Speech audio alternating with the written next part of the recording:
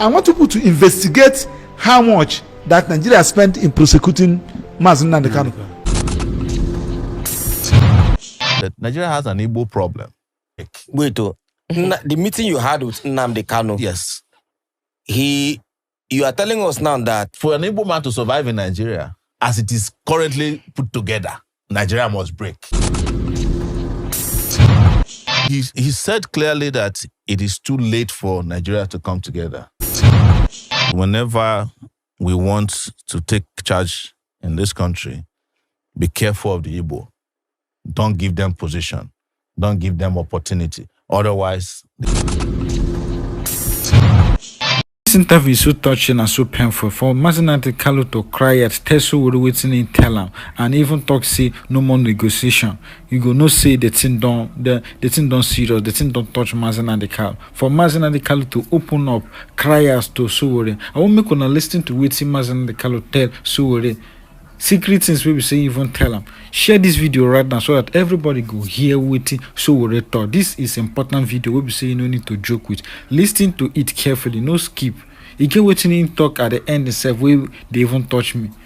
I watched this video self, I was touched. I just feel like to they cry. Why waiting the Igbos do Nigeria, waiting Biafras do Nigeria. They think they touch me. Listen to waiting Sowore talk. The way Sowore talk, where Nnamdi Kanu tell him with tears, with pain. Listen to waiting Sowore talk. Don't forget to share this video to everyone on every social media platform. Don't forget to click the subscribe button for more updates. The more you share this video, now the only one I feel take encourage supporters, and click the subscribe button for more updates. Also drop your opinion, write freedom for Nnamdi Kanu and free Nnamdi Kanu on the comment section, and click the like button. So we're one of the honest persons so far will be say in the always talk as him be, and in talk the truth, all the whole truth where you need to talk about Nnamdi Kanu and about what they go on and the injustice where government they even show on Nnamdi Kanu and Biafra and the Igbos. Share this video right now so that you no go forget. Thank you. Talking about Biafra. Yes. You had a meeting with Nnamdi Kanu, and that sparked, in fact, I New York. I think you got arrested after that meeting. People would say, you people are not fighting the same cause. You are fighting to be the president of the country. Yes. He is fighting to divide the country. Yes. People would say, why would you be seen in such a meeting? Would you like to clear that You see, anybody that lacks any sense of consciousness would ignore social movements. That is the problem with Nigerian leadership. You cannot have a country in which there are 251 tribes or languages, and one big section says, we are not satisfied with here, and you don't talk to them, you don't understand them. Then you are not a leader of that country.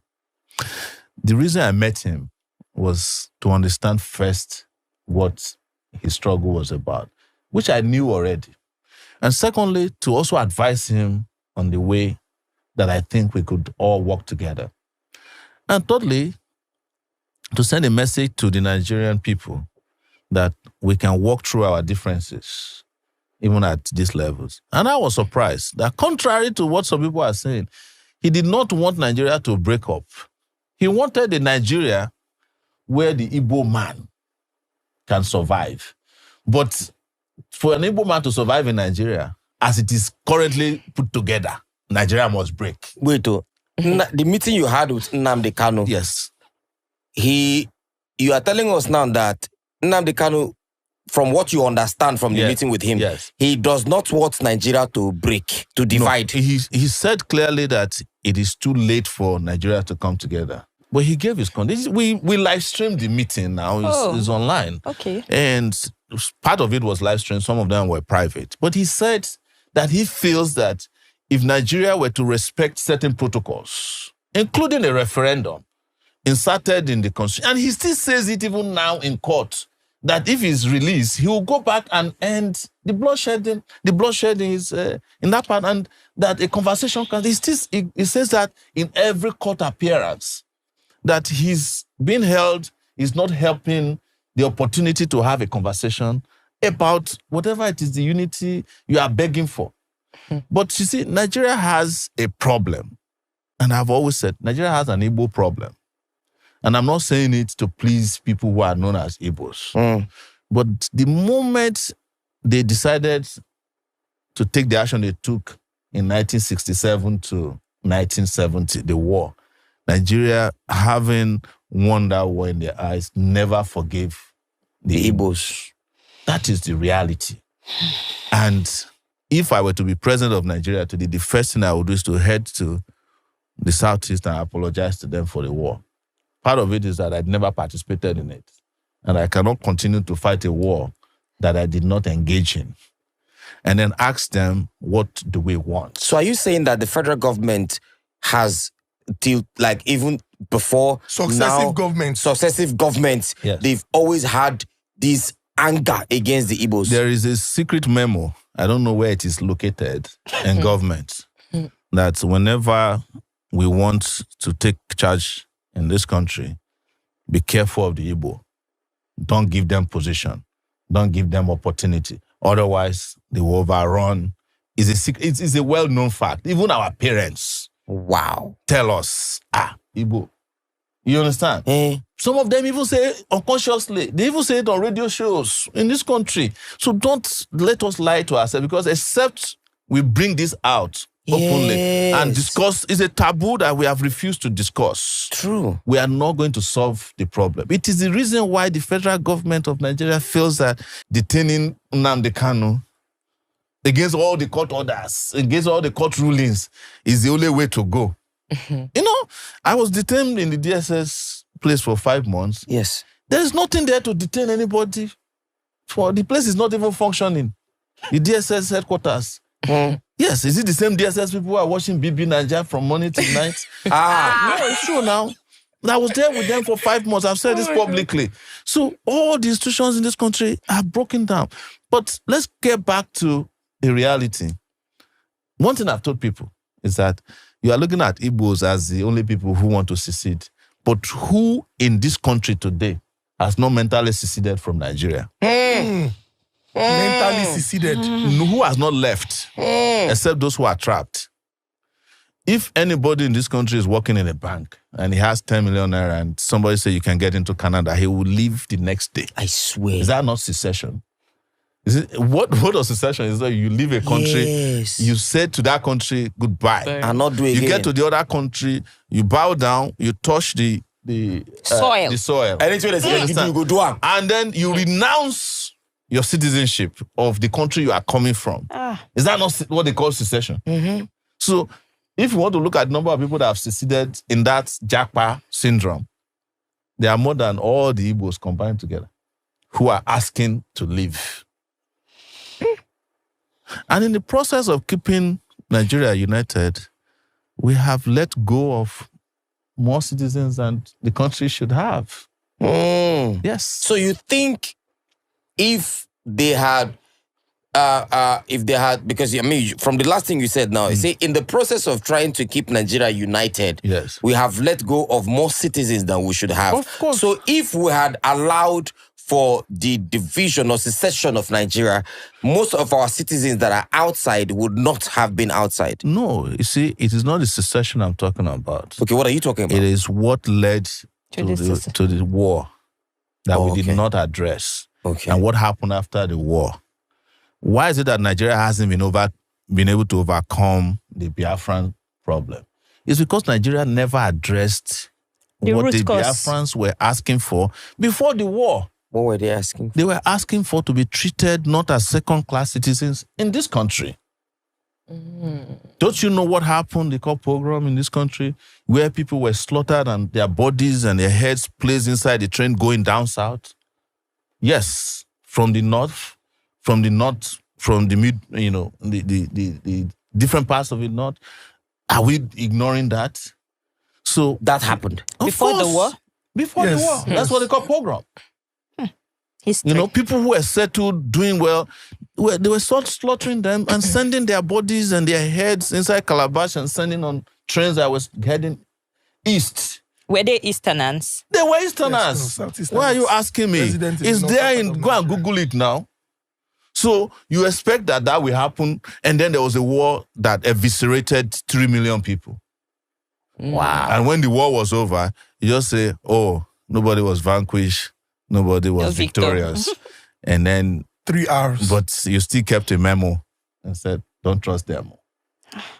Collect people money, yes. give them 20 pounds. And then you took their properties. Ojukwu did not get back JAMB until 1992 now, his father's house, that is known as JAMB headquarters here in Ikoyi. It was after he came back from Ivory Coast. It was Babangida, I think, that gave him back their property. So any country that is perpetually carrying out systemic injustice against will lose more citizens than they should have.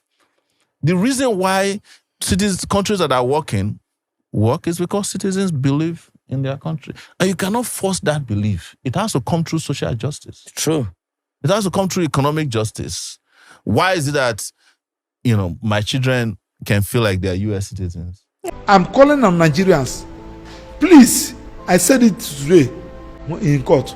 I want people to investigate how much that Nigeria spent in prosecuting Nnamdi Kanu. Because they came with, I think, a 4 senior advocate of Nigeria and a team of lawyers. And the senior advocate of Nigeria, they were coming every day. Ask how much Nigeria spent in prosecuting Nnamdi Kanu. Then now check how much that was spent in prosecuting terrorists, the real terrorists and bandits that the SSS are arresting, granting pardon, reintegrating back in the society. How much that was spent? Every time Nnamdi Kanu is coming to court, ask the SSS how much were they spending. Anytime Nnamdi Kanu is coming to court, mobilizing security. And how many times he came to court? He came to court. Then you now cry for this country. The hope is still lying on the judiciary. He's going to appeal against the judgment. Just like you said, you asked me. The Court of Appeal, look at the law. If they say that they go to Supreme Court, if the Supreme Court, I hear what I'm saying. But the only thing I continue to say, God, don't allow somebody to make me a prayer point, an innocent person to make me a prayer point. That is what I try as much as possible. I'm a Christian. I'm a deacon of a church. There are some things that I don't do. I don't cheat people. I don't intimidate people.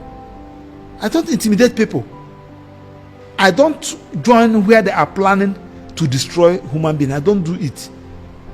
Because now, Nnamdi Kanu is there. Nigerians, Igbos, people with conscience have been praying.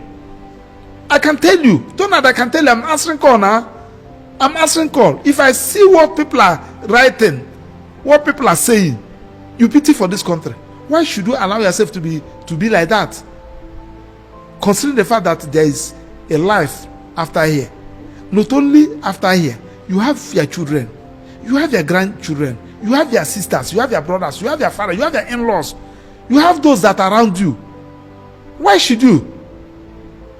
Pontius Pilate, they said, I have checked, this man did not commit anything.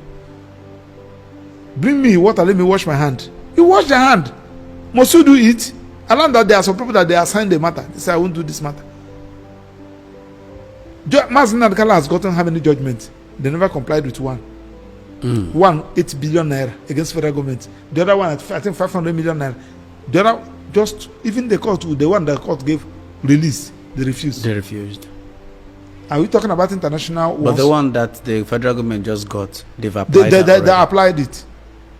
And you say that you are, and somebody, you call yourself a senator, former governor, you don't know what to say. Instead of you to bury yourself in shame, you are talking, come to social media and be talking rubbish. If you don't know what to say, why not keep quiet? Why not say this thing is evil? This thing is evil. If it's your father, Daddy, with due respect, you brought me in this world, you trained me. This thing you are doing is not good. Do you know that when you say such a thing, your father may be angry with you. I have disowned you. At the end of the day, he will reflect. He will reflect and know that yes. Don't, Max. The way you are saying this thing, take it easy. These people will drop you. Must I be a lawyer? All the people that are in Nigeria, they're lawyers. Must I be a lawyer for me to be useful?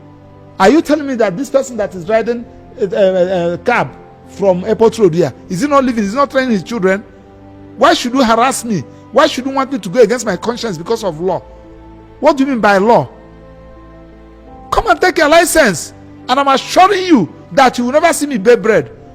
Even if I'm selling pure water, I will use it to train my children and be useful. You see this particular video where they play, so I won't make you just calm down, watch them. Now for people who be say no waiting Nnamdi Kanu they fight for, or for people who don't forget waiting Nnamdi Kanu they fight for, or for people who don't give up for Biafra, you don't need to give up for Biafra.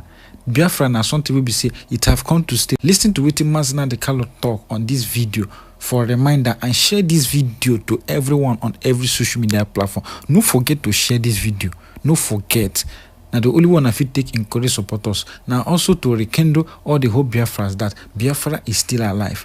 And don't forget to click the subscribe button for more updates. What does Biafra mean? It means freedom, liberty, fairness, equity, and justice. In practical terms, these are very good sounding words, but in practical terms, what does Biafra mean? Confederation. So a weak center, very weak, very strong regions. Absolutely. Have you had a change of mind, therefore, about getting an independent Biafra? Because that's what I seem to be hearing. No, I've not changed my mind, no. And independent Biafra means going back to the way we were before the white man came.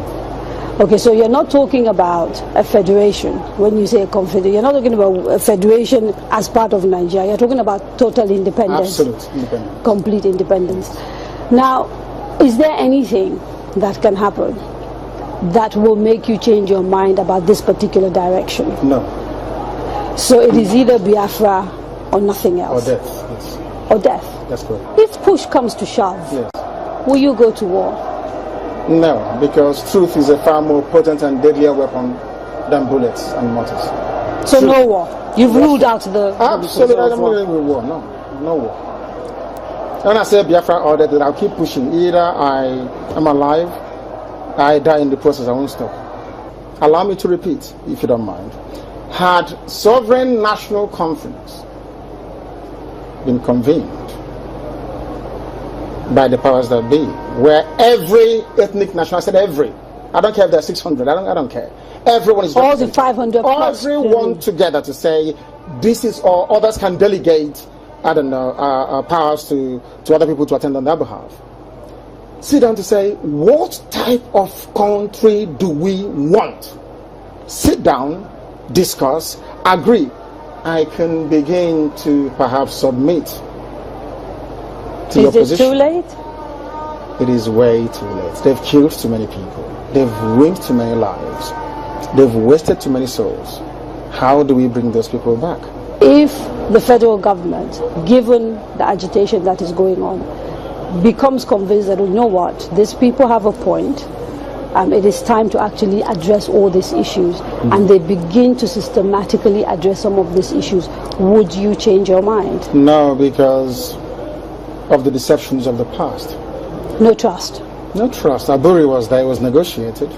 Nothing happened. 1968, if I recall. And the confab report, what became of it? How about the 3 R's? Reconciliation, reconstruction, and heaven knows what else. What became of them? Nothing. Calabar Seaport is not working. Can you tell me why it's not working? It's a seaport used by the colonial masters. Why is it not working today? How about Iguacha Seaport? Why is it not being used? Why not worry? Why must we allow only Lagos to function as a viable seaport? In England, where I used to live, you had Liverpool, you had the Sun, which is Portsmouth, Southampton, everywhere. You had harbors and ports. So why must you have only one? I've heard people say these are very valid arguments, and that these are things that are to do with bad governance. So the average Biafran, to use your phrase, or Igbo man in the Igbo, is facing poverty much in the same way that the average guy in Yobe State is facing poverty. And so these are issues of governance. You don't agree with that? I agree completely. Okay. So if that is it, why isn't the agitation about tackling the problem, which is ensuring good governance, perhaps starting from locally? Because part of the allegations against you is that you don't confront your political leaders in the East, and you'd like to blame Abuja for everything. Because the way I would want to solve a problem is not how a Fulani man would want to solve it. You really believe this is an ethnic thing, and the approach is different? No, the approach is different. No, it's not ethnic. It is more to do with value system. Right. The way you may want to solve a problem could be markedly different from how I do mine. What is the geographical makeup of Biafra, as far as you are concerned? This Biafra that you want. So, for example, if we're doing a referendum, where will that referendum take place? Is it only the 5? It's on, no. It's okay. It's on, which is River State, Bayelsa, Delta, Anambra, Imo, Enugu, Ebonyi, Cross River. Akwa Ibom? And Akwa Ibom, of course. Yes. Right. Those are the coasters. Basically. Bayelsa? Yes. Southeast and South-South without Edo State. Without Edo State. That's correct. And then including Igede, Idoma. Right, the Benues. So the Igalas and part of the Kogi, yes. Kogi yes. State, right? Yeah. Nyesom Wike, the governor of Anambra, sorry, the governor of River State, made a statement, I think it was yesterday or the day before yesterday, and said, you know, you should not be including River State. It's for and the people of River State to decide, people. not him. I can't decide for Biafrans. They have to go and vote and convince the whole world that they want Biafra. It's not for instance, it's only one man, one vote. What if they're not even willing to take part in the referendum? Because I've had people from the South, for example, from Bayelsa. I've had people from Cross River. I think there's a famous actress, Kate Henshaw, for example, wrote a long piece about why people of the South don't want to be dragged into a place called Biafra. You're saying, regardless of what they say, you want a referendum in those parts? Because I know the majority of the people want a referendum. I was in Iguacha yesterday. How do you know? I was there yesterday. I was in Iguacha yesterday. You call Port Harcourt. I was there yesterday. I should have been there to see what happened. Now, they were delighted to see me. I'm sure you know that. It's all over the place. They're very happy to see me. I bet Kate Henshaw wouldn't get such reception. Where she to go to? She's a big, popular Nollywood actress. I wouldn't necessarily. I'm telling you, if I go to her village, people will turn out to see me more than turn out to see her. And I don't hear wetin Nnamdi Kanu talk for people where they think say this man a terrorist. This man no be terrorist. Only wetin they talk na truth. Make Nigeria do the right thing. And waiting in the fight for waiting in tell Nigeria say, make una create enabling environment, make una create road, make una create seaport for Biafra. If na say una go fit do all those things, then no problem. We no go to agitate. Nigeria they fail to do that now. They pursue waiting, they even pursue when they pursue them. Now you keep Nnamdi Kanu for prison for no good reason because of truth. People will be say they be men terrorists. Government they see them, they do as if say they know they see them. Just and they didn't tire me. They give terrorists, the men terrorists ransom. They didn't tire me. Now you just keep I don't know. People where they even blame now the governors. Now the governors they do all those nonsense, they move up and down. Now people where they blame. Well, I know from one just they talk the way with since they my heart. I just share this video back. When I share this video and drop your opinion at the comment section. Waiting I think drop it at the comment section. Don't forget to click the subscribe button for more updates. Share this video to everyone on every social media platform. Thank you.